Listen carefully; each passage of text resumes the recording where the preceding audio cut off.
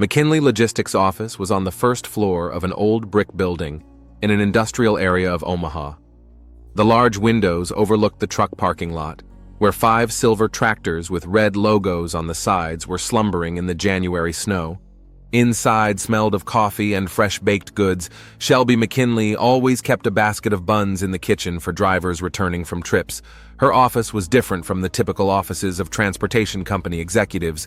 Instead of letters and certificates, the walls were decorated with old black and white photos of trucks from the 40s. On a massive mahogany desk, in addition to a laptop and organizer, stood a vintage model of the first Peterbilt. On that frosty morning, Shelby was looking over the resume of a new driver. Derek Ray, 41 years old, 15 years experience, most recent position with a transportation company in Missouri. References were in order. "Come on in, Mr. Ray." Shelby pointed to the chair across from her desk. A tall man in a navy blue shirt and jeans took a seat, placing a worn leather file folder on his lap. His movements were unhurried and precise, his gaze calm and attentive. The interview went on as usual. Questions about experience, roots, technical knowledge. Derek answered few words, but in substance. When it came to the reason for changing jobs, he was quiet for a few seconds. "After the death of my wife, I decided to change the environment. Too many memories." There was a knock on the door. Vera Stewart, the company's chief accountant, brought in documents for signature. Her keen eye instantly recognized the visitor, a classic trucker, the kind of reliable guy who didn't cause trouble. The company lacked such people. The first few weeks confirmed that they'd made the right choice. Derek arrived on time, filled out documents accurately, and handled his cargo with care. In the control room, he was considered taciturn but polite. He did not participate in smoke breaks, preferring to spend his free time in the cab, reading a worn volume of Steinbeck. By spring, when the company was preparing to celebrate its 10th anniversary, Derek had become an indispensable employee. He took on the most difficult routes and never failed. At a corporate party at a small restaurant on the edge of town, Shelby gave a speech about the importance of teamwork. Derek sat in the corner, sipping mineral water while the others raised their wine glasses. Faith, seated at a nearby table, noticed the change in her boss's gaze as she talked about the new driver. Something flashed in her eyes. Maybe interest, maybe curiosity. However, the accountant was too busy with the figures of the quarterly report to give importance to such trifles. The evening was over earlier than usual. They had to send the shipment to Denver tomorrow morning. Derek left first, saying a brief goodbye to his coworkers. 15 minutes later, his truck pulled out of the parking lot, leaving behind a cloud of exhaust in the cool spring air. In early May, Shelby stayed later than usual in the office, studying the route sheets. Derek's reports caught her attention. Every trip was perfectly executed, with no delays or fuel overruns. He'd chosen the best roads, avoided traffic jams, and always found a way to deliver on time, even when the weather held surprises. That evening, for the first time, she noticed a pattern in his routes. He never drove through Missouri, even though it sometimes meant a detour of several hundred kilometers. She made a note to ask him about it the next time she saw him. The opportunity presented itself 3 days later when Derek walked into her office with the paperwork from the last flight. Closing the door behind him, he sat down in his familiar chair, pulled out a folder of invoices. His hands, large and strong, neatly spread the papers across the desk. "Derek, I've noticed an oddity in your itineraries," Shelby began, scrutinizing his calm face. He didn't look surprised. "You avoid the roads through Missouri. Does that have anything to do with your former work?" He was quiet for a moment, looking out the window at the passing cars. "That's where my wife is buried, Sarah. She was killed in an accident on Highway 85. I try not to bring up memories." Shelby nodded understandingly. She knew what loss was like. Her husband had died of a heart attack 3 years ago, leaving her to run the company alone. "I'm sorry to ask. Would you like some coffee?" They sat in her office until dark, discussing work, routes, the weather. Derek turned out to be an interesting conversationalist, not verbose, but thoughtful. He talked about the cities he'd traveled through, the people he'd met on the road, the books he'd read on long trips. Maggie's roadside cafe was unusually quiet the following Friday evening. Shelby had stopped by after a meeting with the vendors to get coffee before the long drive home. She spotted Derek at a table by the window, an untouched cup in front of him, and an open book lying open. "Do you mind?" She pointed to a vacant chair. He shook his head, laying down a page with a tattered bookmark. "Steinbeck?" Shelby noticed the familiar cover. "I like to read on the road. Helps pass the time between flights." He took a sip of his cooled coffee. "Especially when the radio catches nothing but static." The waitress brought her a cup of fresh coffee. Outside the window, trucks whizzed by, their headlights cutting through the thickening dusk. They talked about their routes, the vagaries of the weather, the towns they'd been to. Derek talked about the town in Idaho where he'd grown up, about his mechanic father and his Army service in the transportation division. In the office, Faith looked up from the spreadsheet monitor as Shelby walked past her desk. There was always a cup of coffee from Maggie's on her boss's desk now, and on Friday nights, her car lingered in the parking lot longer than usual. Outside Shelby's office windows, the June evening was coloring the sky a deep blue. She frowned over the quarterly report's tomorrow's presentation to investors, and the numbers stubbornly didn't add up.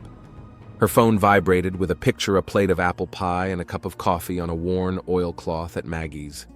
The caption from Derek: "They say today was especially good. Too bad if the truckers from Kansas get it." The cafe smelled of cinnamon and vanilla. Derek was waiting with a folder of route sheets and 2 cups of coffee, black for himself, with milk for her. While Maggie cut off a generous slice of pie, they leaned over the paperwork. Derek was showing a new route diagram. If they combined the 2 unloading points in Denver, they could save 18 hours. "You do realize this will solve the problem of overloaded drivers, right?" He pulled the blueprint toward her. His fingers casually touched her hand, and he didn't yank them away like he had before. Derek brought bread for the ducks and a thermos of coffee. They talked about their childhoods. She'd grown up in the suburbs of Chicago, he in a small town in Idaho, where everyone knew each other by name. The ducks greedily grabbed bits of bread, and they made plans for the next weekend. On Saturday, he arrived at her house with bags of groceries. In the kitchen, he commanded like a petty officer on the drill grounds. Knife, cutting board, frying pan. He told how in the Army he once cooked dinner for an entire platoon out of cans of stew and a bag of pasta. He had strong, dexterous hands. He chopped vegetables with Army precision. At dinner, she talked about her husband for the first time. How hard it was to make decisions alone. How afraid she was of failing to keep company.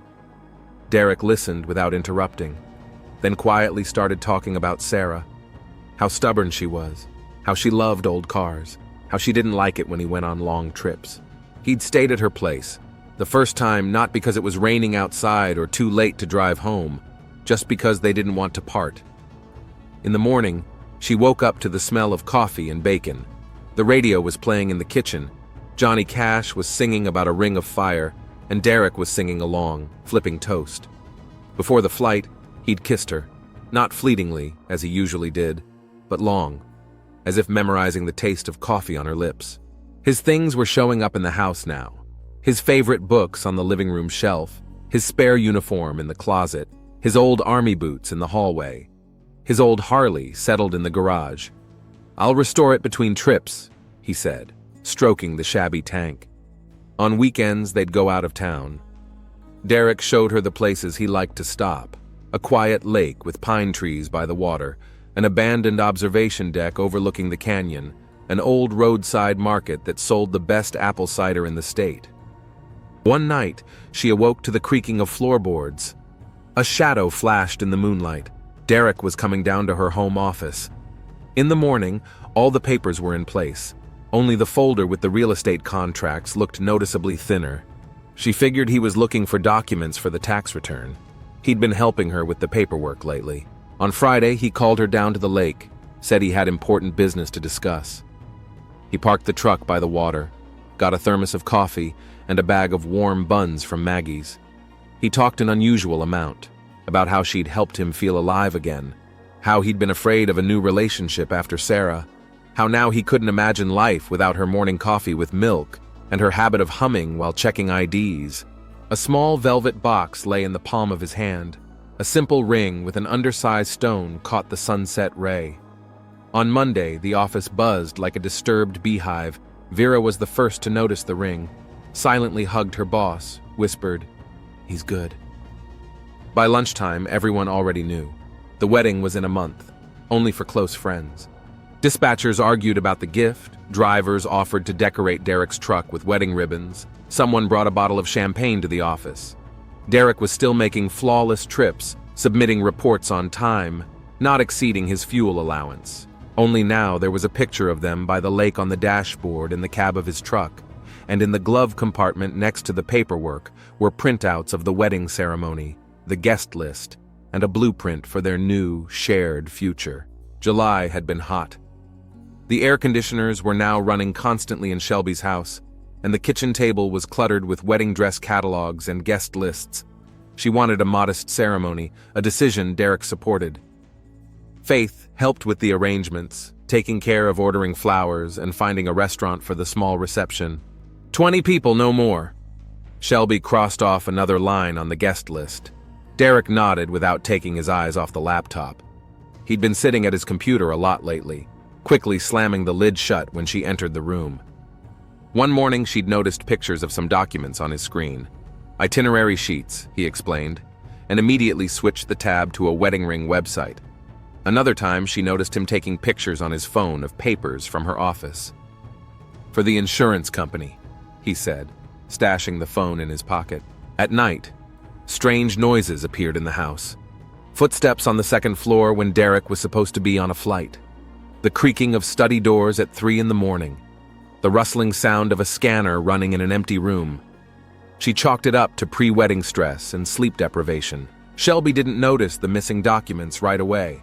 First, the copies of the deeds to the house disappeared, then the land deeds for the suburbs. A folder with bank account information was missing from the safe. When she asked Derek if he'd seen the documents, he assumed everything was in the office where she'd recently moved the papers. On Wednesday, Faith brought in her morning coffee and sat across from her boss's desk. "Are you sure?" she asked, eyeing the ring on Shelby's finger. "We've only known him for 3 months." Shelby brushed it off. She felt happy for the first time in years.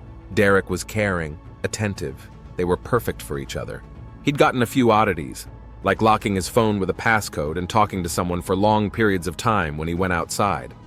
On Friday, she found an unfamiliar phone in his jacket pocket, an old cradle with worn buttons.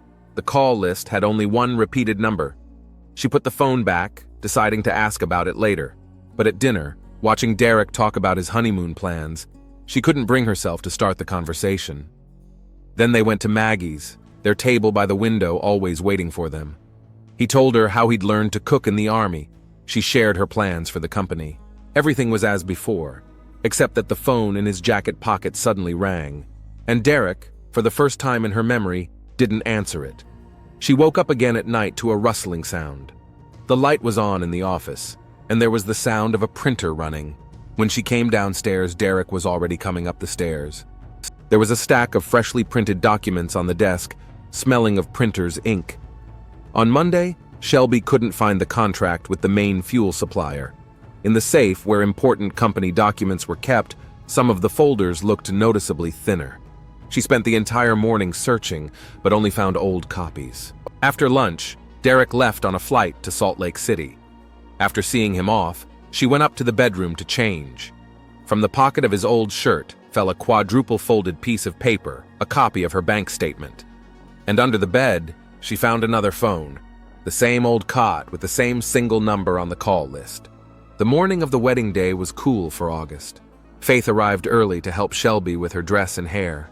The bedroom smelled of fresh flowers and coffee, and a simple white dress with no lace or sequins lay on the bed. While Faith worked on her hair, Shelby checked her work email on her phone. 2 new contracts needed signing, next month's delivery schedule needed adjusting. She kept working, even as the makeup artist applied her makeup. Derek's voice came from the first floor. He'd arrived early, checking something on the phone, discussing with the drivers the details of the upcoming flight to Denver. Just a normal morning, only a little more hectic. The wedding bouquet arrived by 9, white roses and lavender, just as she'd requested. Derek was waiting downstairs in a dark blue suit, leafing through some paperwork. When he saw her, he smiled and tucked the papers into an inside pocket. The ride to City Hall was silent. Shelby stared out the window. Derek drove, occasionally glancing at his watch. There were guests waiting for them on the steps, a few people from the office, a couple of his army friends, her cousin from Chicago. The ceremony was short, the standard questions, the exchange of rings, the signing of papers. Derek took an unusually long look at the marriage certificate before tucking it away in a folder. They were greeted at the office with decorated tables and champagne. Dispatchers hung balloons. Drivers parked their trucks in a semicircle in the yard, decorating them with ribbons. Faith made a short toast, and someone turned up the music.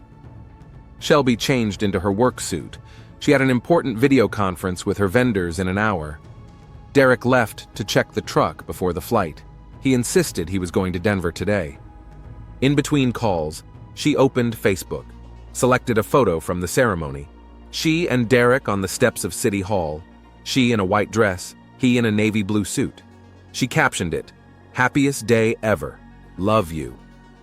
Pressed publish. Her phone vibrated almost immediately. Dozens of notifications of likes and comments. She muted the sound and went back to work. Outside the window, she heard the roar of an engine. Derek was pulling out of the parking lot. In the evening, only those closest to her stayed in the office. They were going to have dinner at Maggie's, a private celebration. Shelby went up to her office to get her bag and turn off her computer. She didn't hear footsteps behind her. All she felt was a sharp blow and the cold of metal against her throat. At the last moment, she managed to see her reflection in the monitor. A familiar dark blue suit. Faith had found the body when she'd gone upstairs to check on Shelby's absence. The computer was still running on the desk, Facebook glowing on the screen with a picture of the happy couple on the steps of City Hall. The post had already racked up over 100 likes. Detective Kevin Calhoun arrived on the scene close to midnight. The parking lot in front of the transportation company's office was filled with police cars, their blinkers painting the brick walls red and blue. The forensics team was already at work, taking pictures and gathering evidence. The office on the second floor was tidy. Nothing overturned, nothing smashed. Only a dark stain on the carpet near the desk disturbed the usual picture of the business space. There were pictures of trucks on the wall, a neat stack of documents on the desk, and a working computer with an open Facebook page. Calhoun put on his gloves, examined the contents of the desk drawers, quarterly reports, vendor contracts, personnel files. In the top drawer, a plainly framed wedding photo taken this morning. The medical examiner finished his preliminary examination. Death occurred between 7 o'clock and 8 p.m. The murder weapon was a long-bladed knife, presumably a hunting knife. A few precise strokes, the killer knew what he was doing. The woman waiting in the hallway was Vera Stewart, the company's chief accountant. She'd found the body when she came back for some forgotten paperwork. Pale but collected, she answered questions clearly, without hysteria. Shelby was going to Maggie's, our favorite cafe. Asked to wait downstairs, said she was going to get her bag and turn off her computer. When she didn't come down 15 minutes later, I went up to check. Calhoun jotted down the statement in a notebook. The marriage had been made official this morning. Derek Ray, the dead woman's husband, had left on a flight to Denver around 16 o'clock. His truck was picked up by cameras on the way out of town. Anything unusual in his behavior lately? Calhoun scrutinized the driver's photo in his personnel file. Faith was quiet for a moment, then told him about the nighttime rustlings at Shelby's house, the missing documents, the strange phone conversations, about 2 identical flip phones with the same number on the call list. CSI came into the office with a bag of evidence. Among other things, a dead woman's smartphone with a Facebook app open. The last post was a wedding photo posted at 16:30. Calhoun opened Derek Ray's personnel file. Hired 3 months ago, references from previous employment, copy of driver's license, insurance papers. Something about the dates struck the detective as odd. A call from patrol interrupted his thoughts. Derek's truck had been found parked at a gas station 30 miles north. Empty. GPS trackers off. Doesn't match the standard route to Denver. They found bloody gloves and a knife wrapped in a dark cloth in the cab of the truck. There's a framed wedding photo on the dashboard.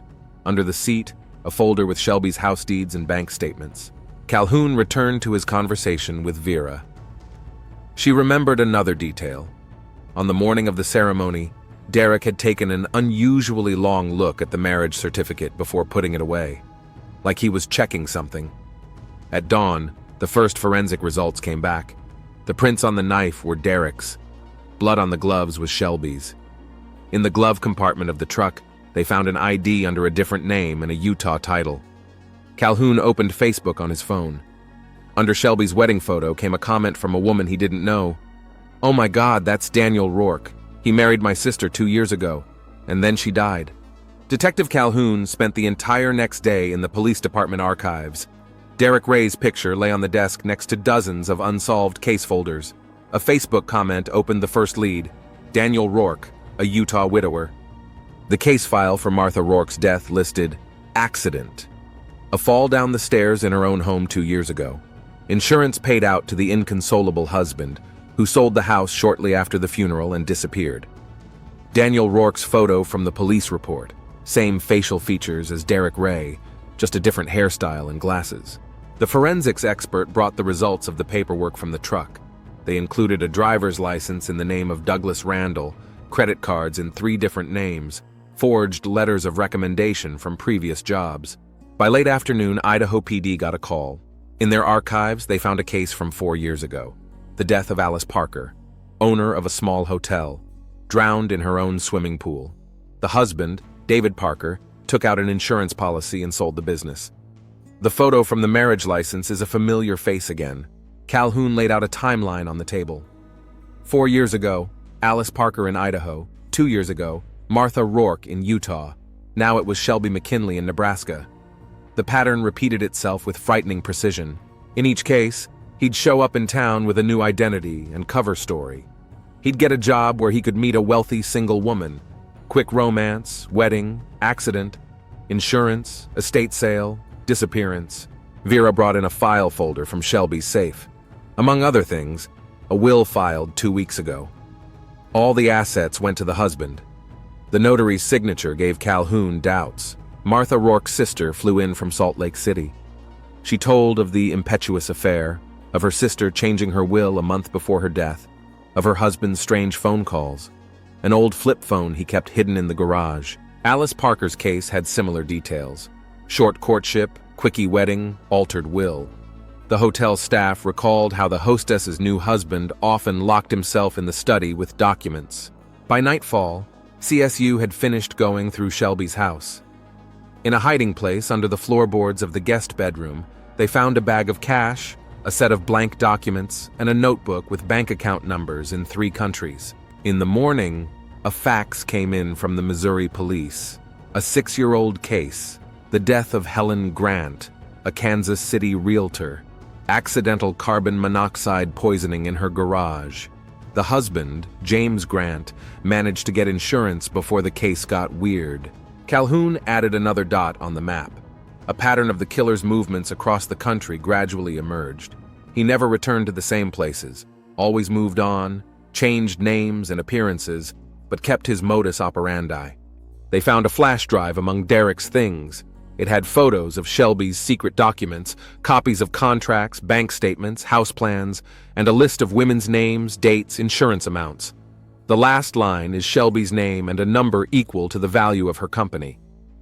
All he had to do was find his real name, the very first one with which he'd started his journey across the country, leaving a trail of broken lives and fake IDs in his wake. Calhoun stretched a map on the wall of his office. Red dots marked the cities where the killer was operating. Blue dots marked possible locations where he might appear. Experts made a model of his movements. He always went to the northeast, chose small towns with a developed transportation network. The first call came from a gas station attendant in Sioux Falls. A man matching Derek's description bought a coffee and a sandwich, paid cash, left in a used gray Ford. Security footage confirmed the same shoulder roll, same gait. Bank transactions helped chart his route.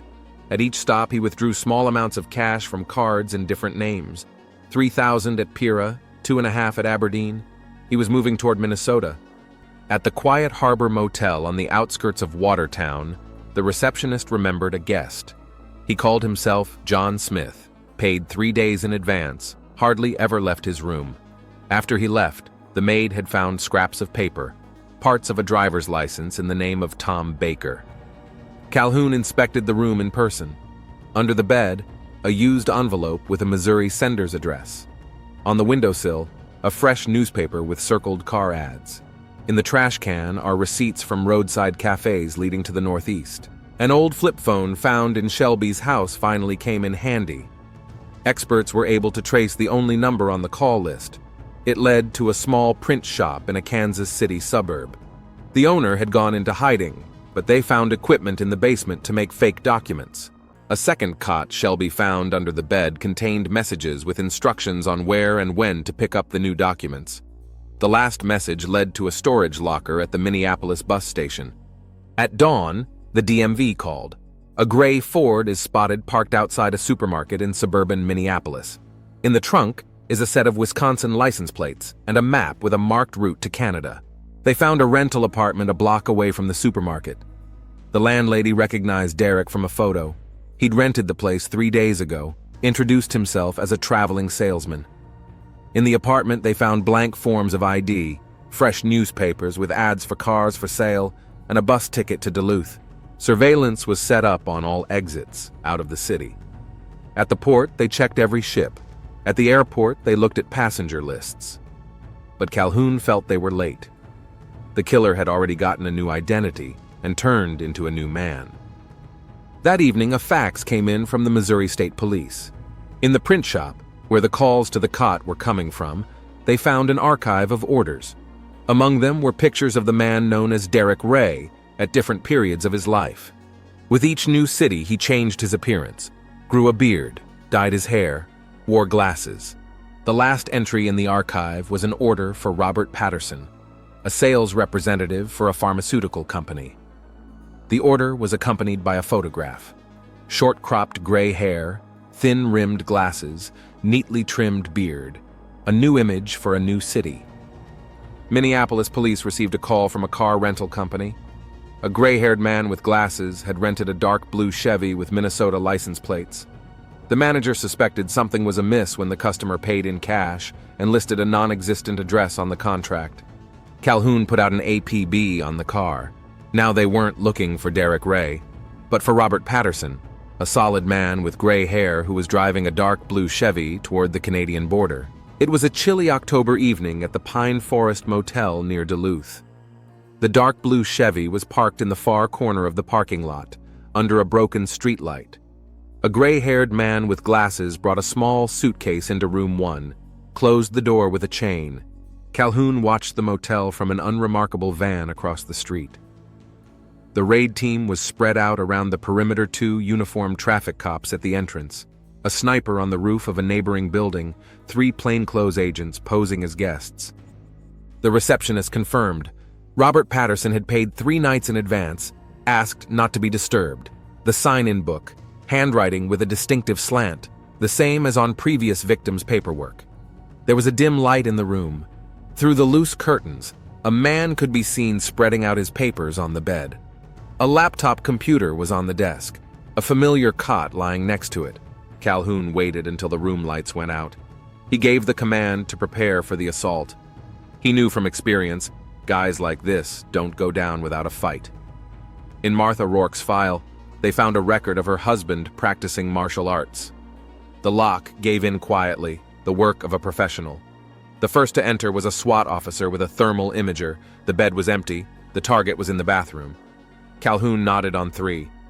The bathroom door flew off its hinges with a single blow. Robert Patterson, aka Derek Ray, stood at the window, gun clutched in his hand. His gray wig lay on the floor, his dyed hair tousled in uneven strands. "Don't move!" The beam of the laser sight froze on his chest. He fired twice, into the wall next to the door, a distraction. He lunged for the window but stumbled over a light noise charge thrown by the SWAT team. He fell, dropping his gun. The handcuffs clicked on his wrists before he could turn over. They found everything they were looking for in the trunk of the Chevy. Sets of forged documents in different names, wigs, several sets of clothes, a folder with newspaper clippings about his victims, a flash drive with photos and copies of bank records, stacks of cash in an old briefcase. There was also an envelope with a new driver's license and passport in the name of Alan Foster, a fresh photo, blonde hair, eye color changing contact lenses, gold-rimmed glasses, plane ticket to Vancouver. In the room, they found a laptop with a database of real estate agencies, city maps with markings of possible new targets. On the bedside table, a notebook with calculations, schematics for transferring money through offshore accounts. Calhoun began his interrogation at the local police station. The man opposite was no longer trying to play the part, neither the solid Robert Patterson nor the simple-minded Derek Ray. Cold stare, sparingly precise movements. Your real name? Why? You won't find it in the databases anyway. He spoke calmly, without rhetoric, told how he chose his victims, well-to-do single women, recently widowed, how he studied their habits, found an approach, gained their trust, how he waited patiently for the right moment. Why Shelby? She was successful, smart, might have suspected something wrong. That's exactly why. She was special. Transportation company, real estate, 3 bank accounts, a fitting end to a career. He fell silent, examining his hands, then raised his eyes to the detective. You know what ruined her? Facebook. She posted a picture of us and someone recognized me, had to rush it, and I don't like to rush.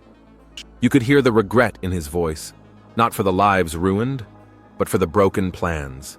That a flawless scheme had gone awry because of a random social media post. The interrogation room of the Duluth Police Department smelled of coffee and paperwork as Calhoun spread out the photos on the table. 6 women, 6 lives cut short by 1 man. The killer sat across the table, examining the pictures with mild interest, like tourist postcards. Let's start at the beginning. Calhoun placed the photo of the very first victim in front of him. How did you become who you are? The story turned out to be surprisingly simple. A petty crook, a document forger, realized one day that he could get a lot more than a couple hundred for a fake driver's license. The first death was accidental. A rich client found out about his machinations, threatened the police. A bump, a bad fall, and then he realized how simple it was.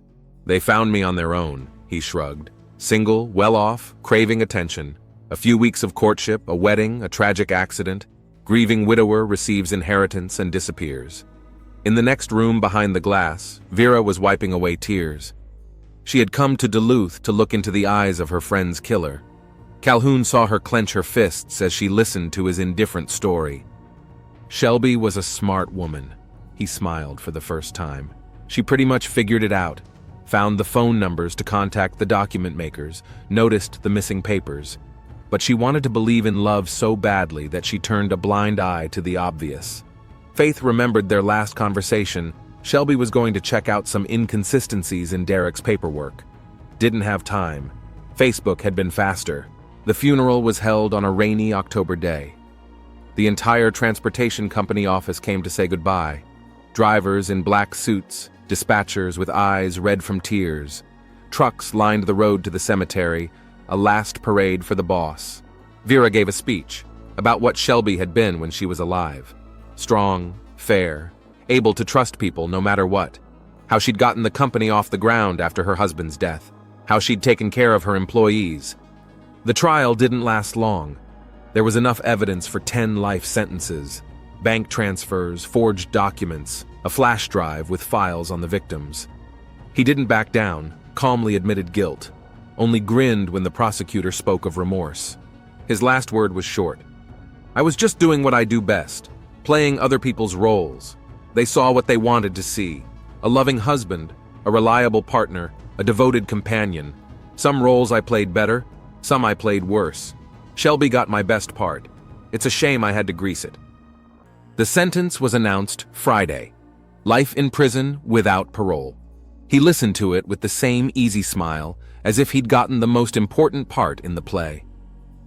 Faith returned to the transportation company's office. Shelby still had the wedding photo on her desk. Outside the window, drivers were preparing trucks for trips. Life went on, but something had irrevocably changed. In the jail cell, the man known as Derek Ray pulled one last letter from an envelope. Faith had written to him, asking, why? He crumpled the sheet before he finished. Some roles required no explanation. It was just that the curtain had fallen early, blurring the finale of a perfectly thought-out play. Calhoun closed the case, but something kept bothering him. Somewhere in this story lurked another truth, about a man who had learned to turn other people's trust into money and love into a murder weapon. But no one needed that truth anymore.